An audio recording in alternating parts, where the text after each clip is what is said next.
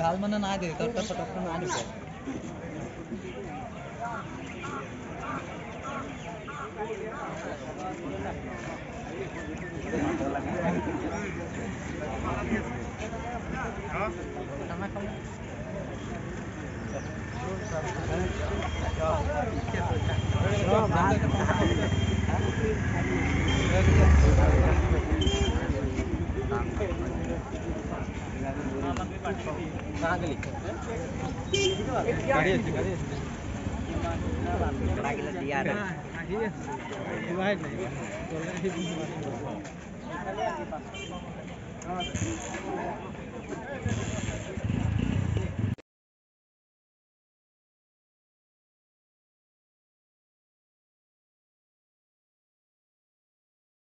আজি ইয়ং ইণ্ডিয়াৰ উদ্যোগত গোটেই ভাৰতবৰ্ষজুৰি আমি এক অভিযান চলাইছোঁ।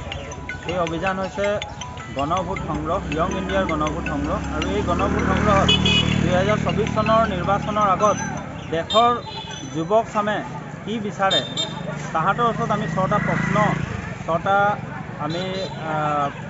প্ৰশ্ন উত্থাপন কৰিছোঁ। সেই 6টা প্ৰশ্নৰ উত্তৰত যুৱকসকলে বিশেষকৈ ইয়ং জেনেৰেশ্যনে কি বিচাৰে সেই তাহাঁতৰ এটা মতামত লৈ আজি আমি গণভোট সংগ্ৰহ কাৰ্যসূচী হাতত লৈছোঁ।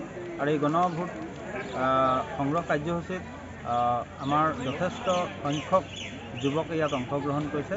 তাৰ কাৰণে আমি ধন্যবাদ জ্ঞাপন কৰিছোঁ সকলোলৈকে।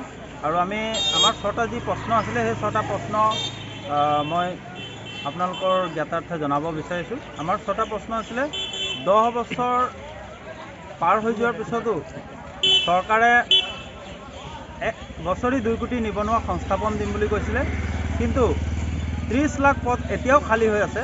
আৰু সেই খালী পদসমূহ এতিয়ালৈকে পূৰণ কিয় নাই হোৱা তাৰ এটা প্ৰশ্ন আছিলে। 2 নম্বৰ, অগ্নিবীৰ আঁচনিৰ যোগেদি যি 4 বছৰীয়া এক নিযুক্তি প্ৰক্ৰিয়া ভাৰত চৰকাৰে আৰম্ভ কৰিছে সেই প্ৰক্ৰিয়াটো শুদ্ধ নেকি সেই সম্পৰ্কে এটা ৰাইজলৈ প্ৰশ্ন আছিলে।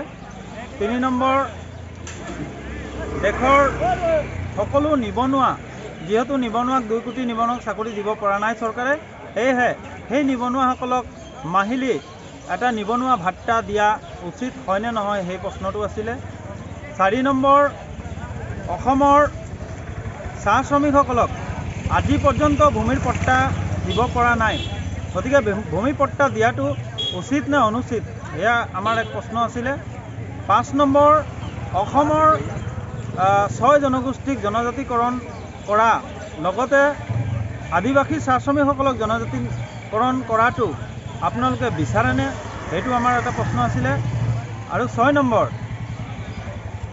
চাহ শ্ৰমিকসকলৰ দৈনিক মজুৰি 525 টকালৈ বৃদ্ধি হোৱাটো আপোনালোকে বিচাৰে নেকি সেয়া আমাৰ প্ৰশ্ন আছিলে। সেই 6টা প্ৰশ্নক লৈ আমি এক গণভোট সংগ্ৰহ কাৰ্যসূচী আজি মেলেং সাপ্তাহিক বজাৰৰ সন্মুখত আমি এই কাৰ্যসূচী ৰূপায়ণ কৰিলোঁ।